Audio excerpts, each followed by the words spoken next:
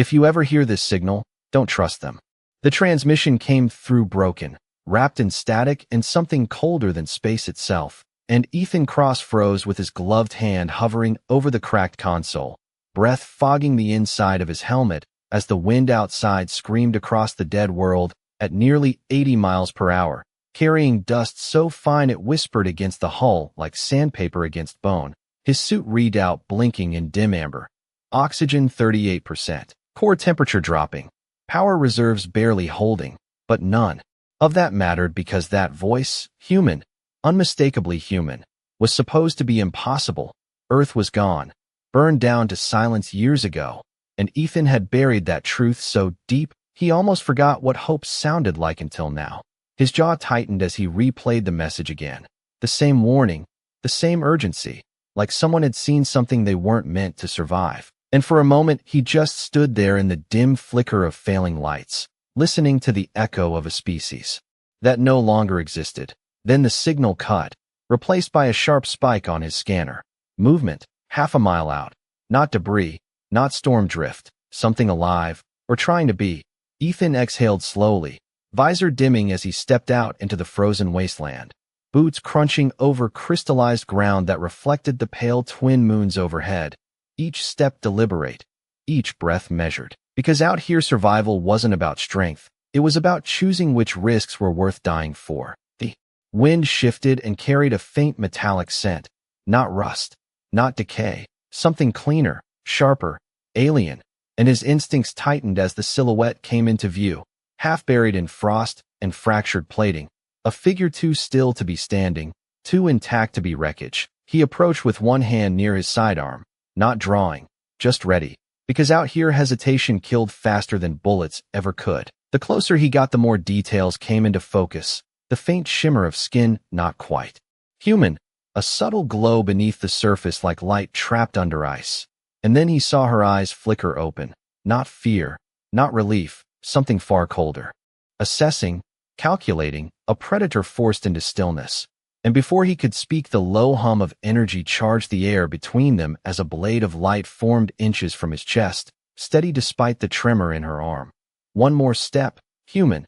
Her voice was rough, strained, but sharp enough to cut through the storm, and Ethan stopped, not because he was afraid, but because he understood exactly what that look meant. Survival above all else. No trust, no mercy, just instinct. And for a second, neither of them moved. Two species standing at the edge of extinction, measuring the worth of the other. The wind howled louder. His suit temperature warning flashed again, and somewhere deep in his chest something old and stubborn refused to let him walk away. He slowly lowered his hand, then the weapon at his side, letting it hang useless in the cold air as he met her gaze without flinching. "Yeah," he muttered, voice steady despite the storm clawing at him. "I've been told that before." The blade did not move, but Ethan could see the tremor now, subtle, almost hidden beneath discipline that had been trained into her bones long before this frozen world tried to claim her. And that was when he understood she was not deciding whether to kill him. She was deciding whether she had the strength left to try. The wind howled louder between them, dragging ice crystals across his visor. His suit warning chimed again in a flat mechanical tone, core temperature now at critical decline. But he ignored it because her breathing had changed, shallow, uneven. Each inhale catching like something inside her was failing one system at a time. He had seen it before, soldiers pushing past their limits until the body quietly began to shut down. And for a moment, he almost laughed at the absurdity of it. The last human on a dead world staring down an alien who looked ready to collapse, but still held a weapon like pride alone could keep her alive. "You are going to freeze out here," he said. Voice calm, not stepping forward, not reaching, just stating the obvious like it was the only language that mattered anymore. Her eyes narrowed slightly, that same cold calculation flickering, but there was something else now, something slower, something that did not belong to fear or aggression, confusion maybe. "Your concern is unnecessary," she replied, each word precise, controlled, but the blade dipped just a fraction of an inch, enough for Ethan to notice. Enough for him to make a decision he already knew he was going to make. He exhaled and reached up, slowly, deliberately, unlocking the seal at the side of his helmet. A sharp hiss escaped as it released, and the freezing air rushed in like a wall, biting at his skin, dragging the heat from his face in seconds. His breath turned to visible vapor as he pulled the helmet free and let it hang at his side, exposing himself completely, a move so reckless it would have gotten him written off as unstable years ago. Now it is, he said quietly, meeting her gaze without anything between them. No barrier, no armor, just a human face in a world that had forgotten what that meant. Her expression shifted, not dramatically, not enough for someone untrained to notice, but Ethan saw it, the hesitation, the fracture in certainty, because this was not how predators acted. This was not how survivors behaved. Giving up protection in front of a threat made no sense in any language she understood. The blade flickered once, its hum unsteady now, and her arm lowered another inch. The storm pressed in around them, louder, colder, but something between them had gone still, like the world had paused just long enough to see what choice would come next. Ethan nodded slightly toward the distant ridge where the broken outline of his shelter barely cut through the storm haze. There is a structure about half a mile east, he said, tone even, like he was offering directions instead of risking his life. It has heat, barely, but it is enough. She followed his gaze for a brief moment, then back to him, searching, measuring, trying to find the angle, the deception, the weakness. But all she saw was a man who should have walked away and did not. A man who stood there in freezing air with nothing but stubbornness keeping him upright. Why? She asked finally, the word quieter now, stripped of its edge, and Ethan almost smiled, not because it was funny, but because he did not have a better answer than the one he had always carried, the one that never made sense until it mattered. Because I can, he said simply, and for the first time since he had seen her, the blade of light disappeared completely, not dismissed, not surrendered, just gone, as if even she did not fully understand why she had let it happen. The storm did not let up. It never did on this world, but now it felt different, like it was watching them, testing whether either of them deserved to survive it. And Ethan did not wait for her to change her mind as he turned and started toward the ridge, each step slow and deliberate, boots grinding against frozen ground that cracked under pressure like thin glass. He did not look back at first, because trust was not something you demanded. It was something you left space for, and if she chose to strike him from behind, then at least the decision would be hers, not forced by fear. 10 steps in, he heard it, not footsteps, not quite, more like something uneven brushing through the storm, a stagger instead of a stride, and he exhaled quietly as he kept moving, adjusting his pace just enough without making it obvious. The wind shifted again, carrying the faint sound of her breathing, still controlled but weaker now. And that told him more than any words could. She was coming because she had no better option, not because she trusted him. And that was enough for now. The ridge rose slowly out of the storm like the spine of something long dead. Jagged metal and fractured stone fused together from whatever had happened here before he arrived. His shelter sat carved into its base, a half-collapsed research outpost that had long since stopped being functional and started being just barely survivable. The outer door groaned as he forced it open, old hydraulics protesting before giving way, and a wave of stale, slightly warmer air drifted out to meet him. Not comfortable, not safe, but better than outside. He stepped in and immediately moved to the side, leaving the entrance clear, not blocking, not cornering, just giving her the choice again. It took a few seconds before she appeared through the blowing snow, her silhouette less steady now, movements precise but strained, and when she crossed the threshold the difference was immediate. The wind cut off, the sound dropping into a hollow quiet that almost rang in his ears. She paused just inside, scanning the interior with that same sharp awareness, taking in the cracked panels, the dim emergency lights flickering in uneven pulses, the scattered equipment that had not been worth salvaging. Her gaze moved over everything before settling back on him. Still standing at a distance, still not approaching. Ethan reached up and sealed the door behind her, the heavy thud echoing through the structure as it locked. And for a moment neither of them spoke, the silence stretching, filled only by the faint hum of failing systems and the soft hiss of the storm outside pressing against metal walls. He moved first, slow, predictable, kneeling near a portable heater unit that looked like it had been repaired more times than it should have survived. He tapped the side panel, coaxing it to life. And after a brief hesitation, it responded with a low glow, heat radiating outward in uneven waves. He adjusted it without looking at her, giving her time, space, control. Sit, he said after a moment, not as an order, more like a suggestion offered into the air. She did not move right away, but her eyes shifted toward the heat, then back to him, weighing, calculating. And finally she lowered herself carefully against a section of intact wall. Posture controlled even in exhaustion, Ethan noticed the way her hand hovered near where the blade had been, instinct not fully released, and he nodded slightly to himself as he reached for a small container, opening it to reveal a sealed water unit. He set it on the ground between them and slid it across without stepping closer. "You need it," he said simply. She looked at the container, then at him. Suspicion still present, but thinner now, like a layer that had started to crack. "You assume much," she replied. But her voice lacked the earlier edge, and after a pause she reached forward, movements careful, deliberate, as if expecting some kind of hidden cost, when nothing happened, when the world did not shift or punish her for accepting it. Something in her expression changed again, subtle but undeniable, and Ethan leaned back slightly against the cold metal behind him, letting out a slow breath as the heater struggled to hold its weak warmth. Because out there survival was simple, but in here, with another living being, it had just become something else entirely.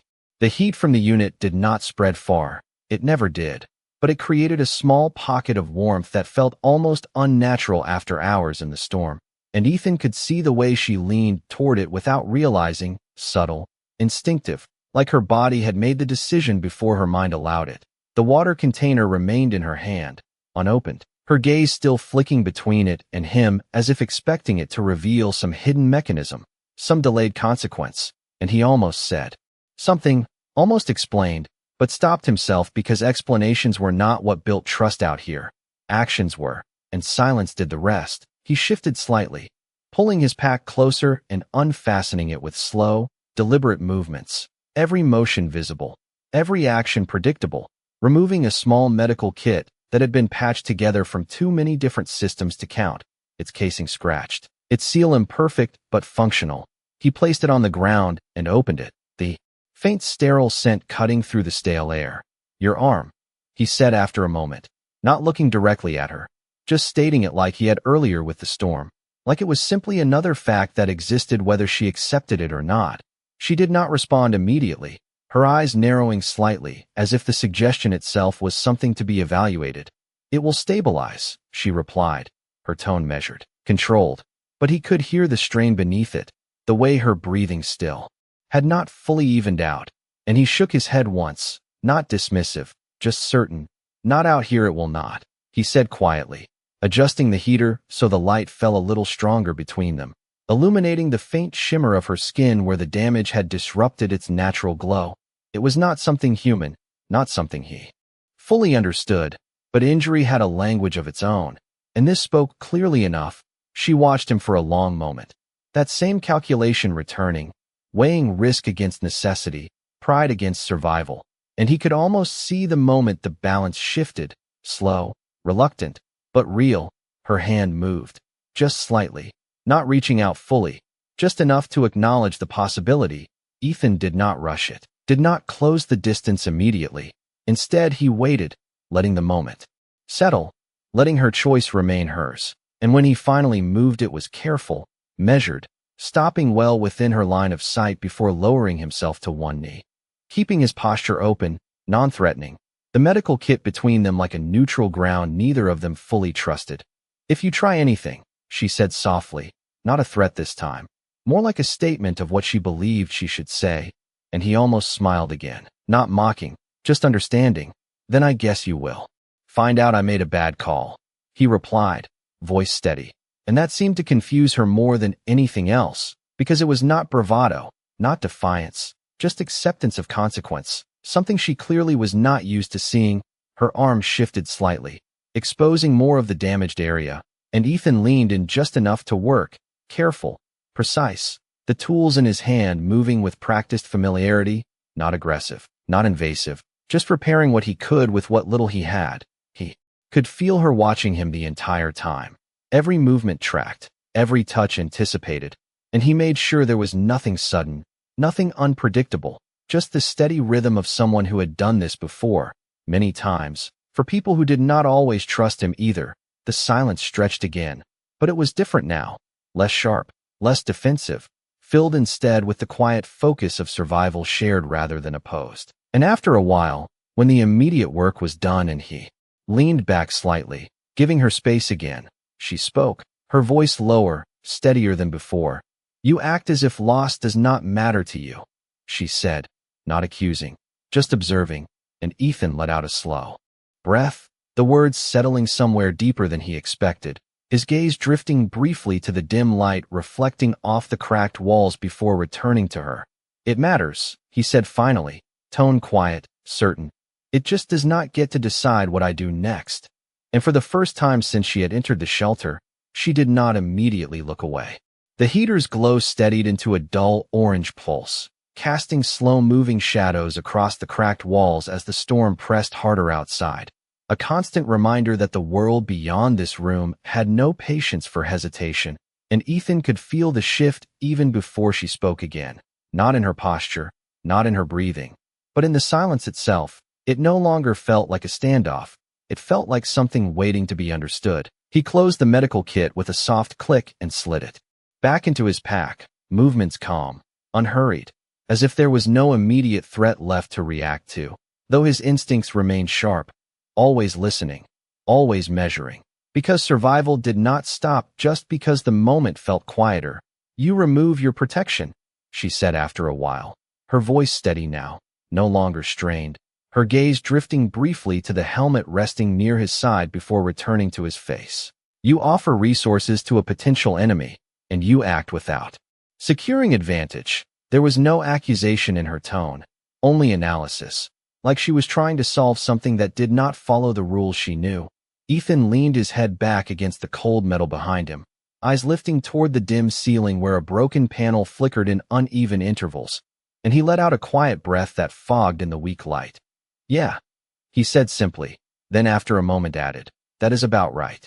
Her expression tightened slightly, not in anger, but in something closer to frustration, as if the answer was insufficient, incomplete, and she shifted her weight just enough for him to notice. The movement more fluid now, less restricted, the repair holding, at least for the moment. "That is inefficient," she said, and this time there was a faint edge to it, not hostility, but disbelief. Ethan let out a short, quiet sound that might have been a laugh if the air had been warmer. "It usually is," he admitted, and for a second something almost like confusion crossed her features again, deeper now, more persistent, because inefficiency in her world meant failure, weakness, extinction, but here he was, still alive, still choosing it. The contradiction did not fit, and he could see it bothering her more than any threat would have. The silence stretched again, but it was not empty. It carried weight now. Thought, processing, and after a while she spoke again, softer this time. "Your species, you operate on principles that reduce survival probability," she said carefully, as if testing the structure of the idea itself. Ethan shifted slightly, drawing one knee up as he rested his arm over it, his gaze dropping from the ceiling to meet hers again, steady, unguarded. "Depends on how you define survival," he replied, and that made her pause completely, the question catching somewhere deeper than expected. Her eyes narrowed just slightly, not in suspicion this time, but in focus. "Survival is continuation," she said, tone precise, almost automatic, like a doctrine repeated many times before, and Ethan nodded once, acknowledging it without agreeing. "Continuation of what?" he asked quietly, and that was the moment something changed, not outside, not in the storm, but in the space between them, because that question did not have a simple answer, not for her, not anymore. She held his gaze for a long second, then another, as if searching for the angle he was using, the strategy behind the words. But there was none, just a human asking something that should have been obvious and somehow was not. And for the first time since she had entered the shelter, she did not respond immediately. The silence that followed was not defensive, not tense. It was uncertain, and Ethan let it remain that way, because uncertainty meant something had shifted, something had cracked open just enough to Let a different possibility exist. The heater flickered again. The storm howled beyond the walls. And in that fragile pocket of warmth, two completely different understandings of existence sat facing each other, neither fully intact, both beginning to change. The question lingered in the air longer than anything either of them had said before. Not sharp, not confrontational, just present. And Ethan could see the effect it had on her in the smallest ways. The way her posture did not immediately reset. The way her gaze drifted for a fraction of a second, as if searching for something that should have been there, but was not. Outside, the storm intensified. A deep rolling pressure against the structure that made the walls hum faintly, and the heater flickered in response, its glow dipping before stabilizing again. Fragile, temporary, like everything else on this world. She finally moved, slow, deliberate, adjusting her position so she faced him more directly. Not defensive anymore, but not relaxed either. Something in between, something unfamiliar. Continuation of the system, she said at last, her voice quieter now, less certain than before. As if the words were correct, but no longer complete. Ethan watched her for a moment, then shook his head slightly, not dismissing her, just offering a different angle. Systems break, he said, his tone even, grounded. All of them do, eventually. Her eyes narrowed slightly, not in rejection, but in concentration, and he could almost see her processing it, fitting it into frameworks that were no longer holding together the way they used to. Then they are replaced, she replied, but there was a pause before the words. A hesitation that had not been there earlier, and Ethan leaned forward. Just a little, resting his forearms on his knee. The movement casual, unthreatening, but intentional. By what? He asked quietly, and that question seemed to land harder than the last, because this time she did not answer right away. Her gaze shifted, not away from him, but inward, like she was tracing something back through memory, through training, through everything she had been taught to believe about strength and survival and purpose. And for the first time since he had met her, she looked uncertain, not weak, not lost, just confronted with something that did not have a clean answer. The silence stretched, filled with the faint hum of failing machinery and the distant howl of the storm, and Ethan let it stretch, because this was not a moment to fill, it was a moment to allow. After a while he reached over and picked up his helmet, turning it slightly in his hands, the surface scratched and worn from years of use, a reflection of a life spent adapting, surviving, continuing in ways that were not always efficient, not always logical, but real. Where I come from, he said after a moment, his voice lower now, not heavy, just honest. We used to think survival meant holding on to what we had, protecting it, expanding it, making sure it lasted. He paused briefly, his thumb tracing a faint crack along the helmet's edge. But that is not what kept us going. Her eyes lifted to him again, sharper now, more focused, as if something in his tone had shifted the weight of the conversation. Then what did? She asked, and there was no edge to it this time. No challenge, just a question, simple and direct. Ethan met her gaze. Steady, unguarded, and for a second he considered all the ways he could explain it, all the words that might come close. But in the end he settled on the one thing that had always been there, the one thing that never quite fit into systems or strategies. Each other, he said, and the simplicity of it seemed to catch her off guard, because it was not a concept she could easily categorize, not strength, not efficiency, not dominance, something else entirely, something that did not fit the rules she had lived by. And as the heater flickered again and the storm pressed harder against the walls, that single idea settled between them, quiet, persistent, impossible to ignore. The word lingered between them like something fragile, not because it was weak, but because it did not belong to the world outside those walls, and she did not look away this time, her gaze fixed on him as if trying to dissect it, to understand how something so simple could carry that much weight. Each other, she repeated quietly, testing the shape of it, the meaning, and Ethan nodded once, not pushing it further, because some things were not meant to be explained all at once, they were meant to be experienced. The heater pulsed again, weaker now, its glow dimming for a second before struggling back, and he noticed it immediately, his eyes flicking to the unit, calculating without thinking, power reserves, remaining fuel, Time left before the temperature inside dropped back to lethal levels. That thing is not going to last the night, he said, more to himself than to her, already shifting forward to adjust the regulator. His fingers moving with practiced familiarity as he coaxed another few degrees of heat from a system that had long since stopped performing as designed. She watched him, her expression different now, less guarded, more attentive, like she was not just observing his actions but trying to understand the reasoning behind them. You continue to repair failing systems, she said after a moment, her tone thoughtful rather than critical. Even when the probability of success is low. Ethan let out a quiet breath, tightening a loose connection before sitting back again, the heater, responding with a slightly stronger glow. Yeah, he said, glancing at her briefly, because sometimes low probability is still better than zero. She considered that, her gaze drifting to the heater, then to the surrounding walls, the entire structure built on the same principle. Imperfect repairs stacked on top of each other, held together not by design but by persistence. In my world, she said slowly, resources are not allocated to low probability outcomes. And there it was again, that difference, that gap between what made sense and what worked. Ethan leaned back against the wall, the cold seeping through his suit despite the heat, but he did not move away. That is probably why you are here alone, he said quietly, not as an attack, just an observation. And for a moment her expression sharpened, a reflex, a return to something familiar, but it faded just as quickly, replaced by something else, something heavier. Because she knew he was not entirely wrong, the silence stretched again. But it was no longer uncomfortable. It was filled with something slower, something building. And then, almost without warning, the structure shuddered, not violently, but enough to make the lights flicker and the air shift.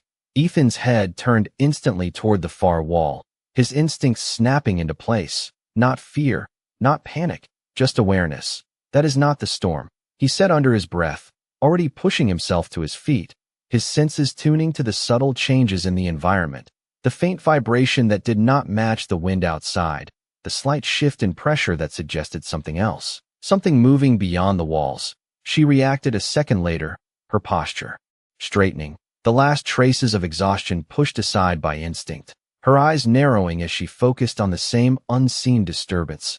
No, she agreed, her voice low, controlled. It is not.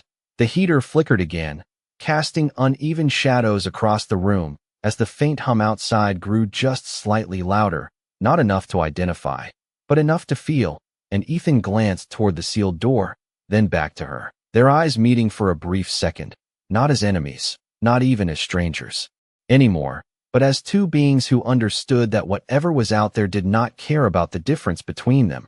And for the first time since they had met, neither of them hesitated. The sound came again, deeper this time, not loud but wrong, like a rhythm that did not belong to wind or metal, and Ethan felt it through the floor before he fully heard it, a low vibration traveling up through his boots, steady, deliberate, and his eyes narrowed slightly as his mind began mapping possibilities, none of them good. He moved without rushing, stepping closer to the wall where an old sensor panel had been half restored, its display flickering with intermittent life. He tapped it. Once, then again, coaxing a response, and after a second the screen blinked into a weak glow, static lines resolving into a rough scan of the immediate exterior, the data incomplete, distorted by interference, but enough to show movement, multiple signatures shifting just beyond the ridge, not random, not scattered, organized. She was already on her feet now, her earlier fatigue pushed aside by instinct, her posture sharper, more defined, as if something inside her had aligned with the situation instantly, her eyes fixed on the panel, taking in the fragmented information faster than he could process it. They are searching, she said quietly, not a guess, a conclusion, and Ethan glanced at her, noting the certainty in her tone. You know them, he said, and it was not a question. She did not answer immediately, but the slight tightening of her expression was enough, the faint glow of the panel reflected in her eyes, revealing something deeper than caution, something closer to recognition. They will not stop, she said after a moment, her voice steady but lower now. As if the words carried weight, she was choosing carefully.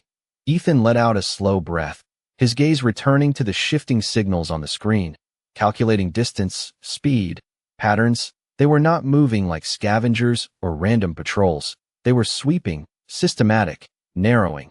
"Are they looking for you?" he asked, and this time she did not hesitate. "Yes," she said, simple, direct, no room for interpretation, and that answered more than he needed. The structure around them suddenly felt smaller, not physically, but strategically, a temporary shelter against something that was already closing in. He stepped back from the panel, his movements calm, controlled, but purposeful now, his mind shifting from survival to planning, from reaction to decision. "How long?" he asked, already reaching for his pack, checking what remained of his supplies, energy cells, tools, anything that could buy time. She moved closer to the panel, her gaze scanning the distorted readouts with focused precision. "Minutes," she replied, and there was no uncertainty in it, no hesitation, just a clear assessment of reality. The heater flickered again, its weak glow suddenly feeling insignificant against the growing pressure outside, and Ethan exhaled slowly, grounding himself in the moment, because panic was a luxury he had lost a long time ago. He looked at her then, really looked this time, not as a stranger, not even as an alien, but as someone who understood the situation as clearly as he did. "Then we do not stay," he said, his tone firm, not commanding, just certain, and for a brief second she studied him, as if evaluating whether he truly understood what that meant. Leaving the only shelter in a storm like this, stepping back into a world that had already tried to end them once. But instead of arguing, instead of rejecting the idea, she gave a slight nod, almost imperceptible, but real. "No," she agreed. And that was it. No debate, no hesitation, just alignment. The kind that did not come from trust, not yet, but from shared understanding, shared necessity. Ethan moved quickly now, sealing his helmet back into place with a sharp hiss as the system re-engaged, the world narrowing into filtered air and digital readouts. He adjusted the straps on his pack, securing what little he had left, while she stood ready near the door, her posture steady, focused. Whatever weakness had been there earlier, now hidden beneath something far stronger, something that had not been fully visible until now. The structure shuddered again, the distant movement growing closer, more defined, and Ethan reached for the door controls, pausing for just a fraction of a second as he glanced back at her, their eyes meeting one last time in the dim, flickering light, not as enemies, not even as allies, but as two beings about to step into something neither of them could fully control, and without another word, he opened the door. The cold hit like a solid wall the moment the door opened, the storm rushing in with a force that erased any remaining warmth in seconds, and Ethan stepped out first without hesitation, boots finding unstable ground beneath layers of frozen dust that shifted under pressure, his visor instantly fogging at the edges before clearing as the system compensated. The world outside reduced to low visibility and sharp movement indicators flickering across his display. He did not look back to check if she followed, because he already knew she would, not out of trust, but because standing still meant being found, and movement, even into uncertainty, was still a choice. The wind screamed across the ridge, carrying fine particles that rattled against his armor like static rain. His scanner pulsed with intermittent signals. Those same signatures now closer, clearer, no longer abstract patterns, but converging vectors, narrowing their position with precision. "This way," he said through the comm channel, his voice steady, filtered through the system as he angled toward a fractured slope that dropped off behind the structure, less exposed, less predictable. She moved beside him now, not behind, not following, but matching his pace, her movements controlled despite the terrain, adapting quickly, adjusting to the environment with a kind of efficiency he recognized immediately. They descended carefully, each step calculated, the ground unstable in places where old debris had fused with the landscape, creating uneven surfaces that shifted under weight. Ethan adjusted his route instinctively, choosing paths that minimized noise, minimized exposure, small decisions that added up to survival. And she noticed, he could tell by the way her trajectory shifted slightly, aligning without being told, not copying, but integrating. And that was when he realized she was not just reacting, she was learning him, just as he was learning her. The The storm thickened as they moved lower, visibility dropping further, but that worked in their favor, masking their movement, disrupting scans, buying time measured in seconds rather than minutes. His display flickered again, interference spiking, but through the distortion, he caught a clearer image. Multiple units cresting the ridge they had just left, their movement precise, coordinated. And for a brief second he felt the weight of it. Not fear, just the understanding. That whatever was behind them had resources, structure, intent, and he exhaled slowly, focusing on the only thing that mattered. The next step, the next decision, the next moment. They are closing, she said through the calm, her voice calm, analytical, no panic, just information, and he nodded slightly even though she could not see it. Yeah, he replied, adjusting his direction again, leading them toward a narrow gap between two collapsed formations, barely wide enough to pass through, but dense enough to break line of sight, to disrupt tracking. They slipped through one at a time, the space tight, forcing them closer than before, not enough to touch, but enough to feel the presence of another living being in a world that had been empty for far too long. And when they emerged on the other side, the terrain shifted again, opening into a shallow basin where the storm pooled and swirled in unpredictable patterns, harder to navigate, harder to scan. Exactly what they needed. Ethan slowed slightly, recalibrating his path, and that was when he felt it. Not through the ground this time, not through the air, but through something else, a change in the pattern, a disruption that did not match the environment. And he stopped for half a second, just long enough to register it, just long enough for her to notice too. They are adapting, she said, her tone sharper now, and Ethan's jaw tightened slightly inside the helmet. Because of course they were. Systems that efficient did not rely on a single method. They adjusted, evolved, closed the gap in ways that made running alone impossible. And for the first time since they left the shelter, the situation shifted from escape to something else entirely, something more complex, more dangerous. And he turned slightly toward her, not stopping, not slowing, but acknowledging the reality between them. Then we stop playing defense, he said, his voice steady, grounded, and even through the storm, even through the distortion of the calm, he could feel the change in her response. Not hesitation, not doubt, but something aligning, something that had not been there before. And for the first time since they met, they were not just moving in the same direction, they were choosing it together. The basin swallowed sound in strange ways, the storm twisting through it like a living thing, turning direction into guesswork and distance into illusion. But Ethan did not slow down.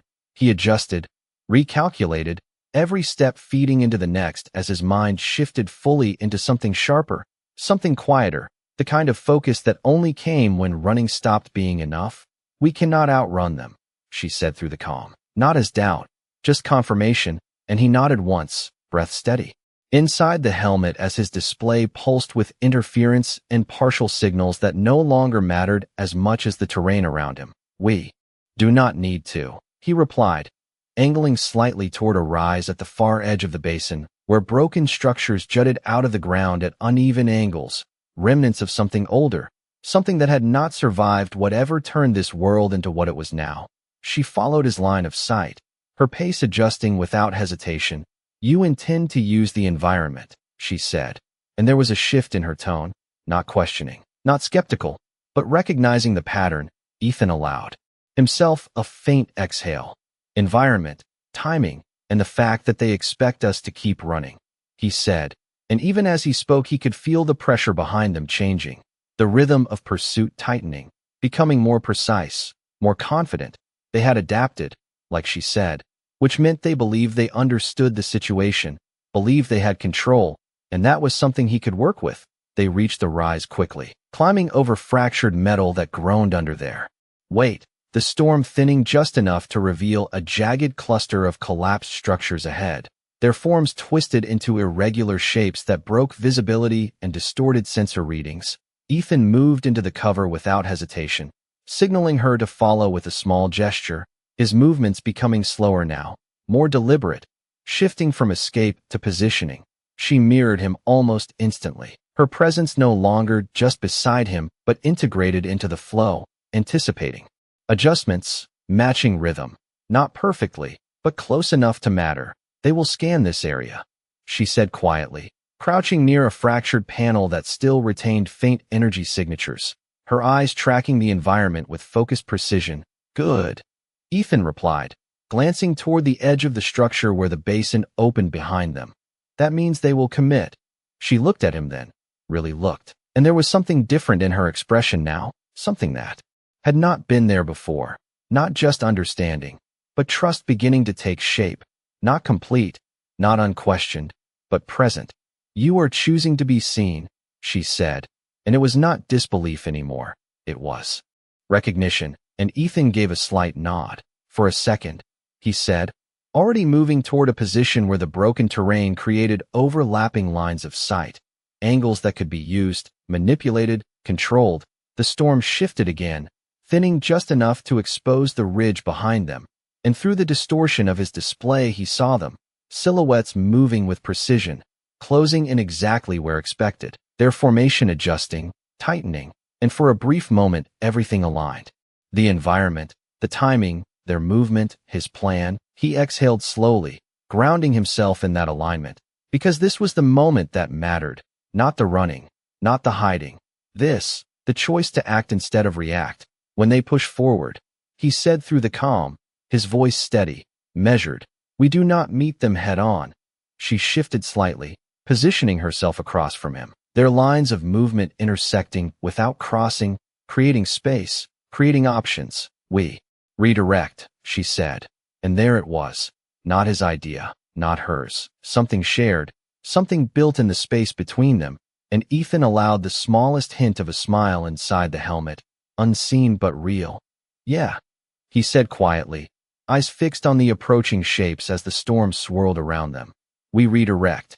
And as the first signals breached the edge of the structure, neither of them moved too soon, neither of them rushed, because for the first time since this began, they were not being chased, they were setting the pace. The moment stretched thin, balanced on timing so precise it almost felt unreal, and Ethan held his position without moving. Every instinct locked into control as the shapes at the edge of the storm advanced with measured certainty. They were not rushing, not searching blindly anymore. They were confident, and that confidence was exactly what he had counted on. His display flickered with partial outlines, enough to track movement, enough to predict trajectory, but not enough for them to see clearly through the broken terrain. Now they believe they understand us, she said through the calm, her voice quieter, focused, no hesitation left in it, and Ethan's eyes tracked the shifting forms as they began to spread out, adjusting their formation to account for the structures, tightening angles, closing gaps. Good, he replied softly, barely more than a breath. That means they are committed. The wind shifted again, thinning just enough for visibility to spike for a fraction of a second, and in that brief window the positions aligned exactly as he had anticipated, forward units pushing in, rear units adjusting to cover, a controlled advance designed to limit escape. Not realizing that escape was no longer the objective, Ethan moved first, not fast, not abrupt, just enough to draw a line, stepping into partial view for a fraction of a second before shifting back into cover. A signal, intentional, calculated, and immediately the response came. Their formation tightening further, adjusting toward his position, focusing, committing exactly as expected.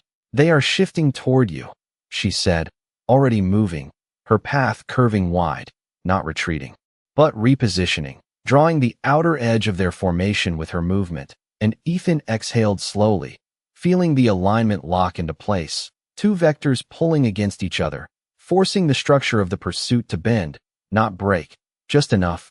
Keep them moving, he said, his voice steady, grounded, and she responded without hesitation, her movement becoming more visible now, controlled exposure, enough to draw attention but never enough to be fully tracked, and the effect was immediate. The formation stretched, not chaotically, but inevitably, their precision working against them as they attempted to maintain control over two shifting targets in a space that refused to stay predictable. Ethan adjusted again, stepping out just long enough to reinforce the pull, then shifting back, always ahead of the response, always just out of reach, and he could feel it now, not through the sensors, not through the visuals, but through the pattern itself, the system they relied on. beginning to strain under conflicting inputs, not failing, but struggling to maintain optimal efficiency. They are recalculating, she said, her voice carrying a hint of something new, not uncertainty, but awareness of the shift, and Ethan allowed himself a brief nod, unseen behind the visor. Yeah, he replied. But they are still trying to solve it the same way. And that was the key. Systems that relied on structure expected structure in return, expected predictable behavior, expected logic that matched their own. And what they were doing now did not fit that pattern, not entirely, not enough. The storm surged again. Visibility dropping, interference spiking, and for a moment everything blurred, movement reduced to instinct, to timing, to trust in the other presence moving in sync with him somewhere beyond the haze. And that was when it happened. The formation broke. Not completely, not chaotically, but enough. Small gaps opening where there should have been none. Overlaps forming where precision had once been, and Ethan felt it immediately. The shift from control to reaction, from certainty to adaptation. There, he said quietly, not pointing, not marking, just knowing she would see it too. And through the calm there was a brief pause. Then her voice, steady, aligned. I see it. And for the first time since this began, the advantage was not measured in distance or speed, but in something far less tangible, something the system they faced could not easily account for, something that existed only because two completely different beings had chosen, in the middle of a storm on a dead world, to move not as isolated units, but as something more. The gap was small, almost invisible, but once seen it could not be ignored, and Ethan shifted his weight forward, committing to it without hesitation, not rushing, not forcing it, just moving with the same measured precision that had brought them this far. The storm surged again, wrapping the basin in a dense curtain of ice and distortion, but now it worked in their favor, masking the subtle adjustments. The quiet alignment between two paths that were no longer separate, left corridor opening. She said through the calm, her voice steady, no trace of the earlier distance between them, and Ethan adjusted instantly, angling through a fractured section where the terrain dipped just enough to break the remaining lines of sight, their movement no longer about escape, but about control, shaping the space around them in ways the pursuing system could not fully predict.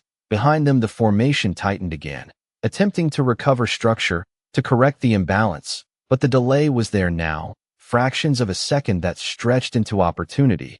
They are trying to re-establish pattern, she added. And there was something different in her tone. Not just observation, but engagement, like she was no longer analyzing from the outside, but participating in the solution itself.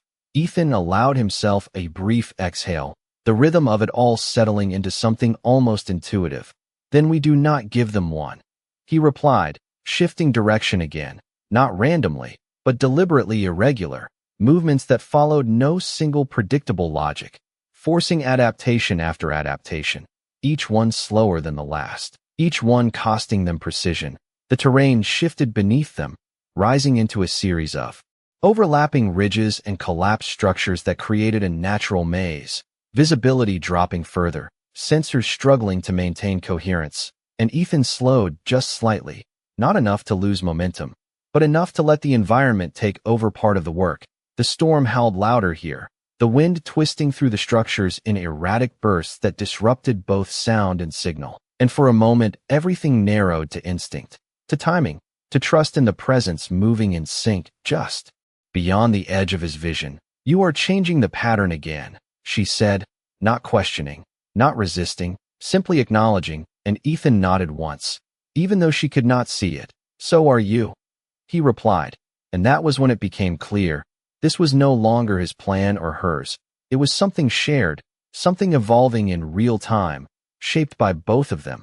The gap widened just enough, not physically, but structurally. The pursuing formation no longer able to maintain full cohesion. Small delays compounding, responses lagging behind action, and Ethan felt the shift settle into something more stable, more controlled. Now, he said quietly, and without needing further explanation she adjusted. Instantly, their paths converging just enough to cross lines of movement without colliding, creating a momentary overlap that redirected the pursuit into itself, not directly, not obviously, but enough to force a recalibration that would cost them more time, more structure. The storm surged again, visibility dropping to almost nothing, but it did not matter anymore, because the pattern had already broken. The system was no longer leading. It was following, reacting, adapting to something it could not fully define. And in that space, that narrow window where control shifted, Ethan slowed for just a fraction of a second, grounding himself in the realization of it. Not victory, not safety, but possibility. And through the calm her voice came again, quieter now, but carrying something new, something that had not been there before. They cannot predict this, she said. And Ethan allowed the smallest hint of a smile inside the helmet, unseen but real. No, he replied softly, his gaze fixed forward as the storm swallowed the last clear traces of pursuit. They cannot. And for the first time since the signals appeared, the pressure behind them eased, not gone, not ended, but shifted, no longer an inevitable force closing in, but something uncertain, something that had to think, and that was enough. The storm settled into a low, endless roar, no longer pressing in with the same urgency, but never fully fading, and Ethan slowed his pace at last, not stopping completely, just enough to let the moment catch up to him, his breath steady inside the helmet, his display clearing gradually as interference dropped to manageable levels, the signals behind them still present but scattered now, no longer forming a cohesive pursuit, no longer certain. And that alone changed everything. He turned, slightly, scanning the shifting horizon of broken terrain, not expecting to see them, just confirming what he already felt, that they had bought something rare out here, not safety, not victory, but space. And when he looked back toward her, she had already stopped, her posture upright, composed, but different now, no longer carrying the same rigid separation that had defined her before. Her gaze met his through the thin veil of storm, steady, focused, but no longer distant. They are withdrawing to reassess, she said quietly, her voice calm, grounded, and Ethan gave a small nod, the kind that came from understanding rather than relief. Yeah, he replied, glancing once more at the fading signals. They lost the pattern. And for a moment neither of them spoke. The silence between them no longer filled with tension or uncertainty, but something quieter, something that had formed without either of them fully noticing when it began. She took a step closer then, not cautious, not defensive, just deliberate. And when she spoke again there was a weight to it, something deeper than observation. This is why your species was targeted, she said, her tone measured but unmistakably certain, and Ethan's brow tightened slightly inside the helmet, not in confusion, but in recognition. Because part of him had already known there was more to this, more to the way she spoke. About humans, about what they represented. Because we adapt, he said, testing the idea aloud. And she shook her head once, a small, precise movement. No, she said, her eyes holding his. Because you do not follow the expected outcome. And that landed differently, not as a criticism, not even as a compliment, but as a statement of fact, something that had been observed, analyzed, and ultimately feared. The wind shifted again, lighter now, carrying less force, and for the first time the world did not feel like it was closing in around them. Ethan exhaled slowly, the sound quiet inside the helmet as he considered her words, not arguing, not dismissing them, just letting them settle. That sounds like a problem, he said after a moment, and there was the faintest hint of something in his tone, not humor exactly, but something close, and for the first time since they met, she almost mirrored it, not a smile, not fully, but something softer, something that had not existed before. This moment. It is, she replied, and there was no hostility in it, only acknowledgement, the kind that came from seeing something clearly for the first time. The storm continued its distant motion, the broken landscape stretching out in every direction, vast, empty, and yet not entirely the same as it had been before, because now there were two figures standing within it, not divided by difference, not defined by opposition, but connected by something neither of them had planned, something that had emerged in the space between survival and choice. Ethan adjusted the strap of his pack, his gaze moving forward toward the unknown terrain ahead, not because he had a destination, but because standing still was never the point. And after a brief pause, she moved with him, not following, not leading, but matching his pace, their steps aligning without effort, without command, just naturally.